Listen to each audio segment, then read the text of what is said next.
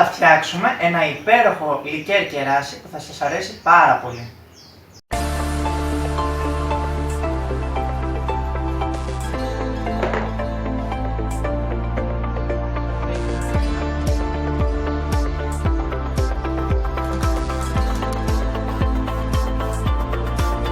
Τα υλικά που θα χρειαστούμε είναι 350 γραμμάρια κεράσια, 300 γραμμάρια ζάχαρη, 4 ξυλάκια κανέλας, ένα μπαχάρι, 4 γαρίφαλα και 350 ml κονιάκ.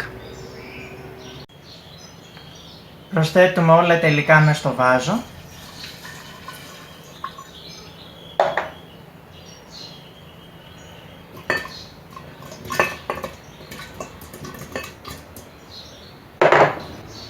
Ρίχνουμε τη ζάχαρη.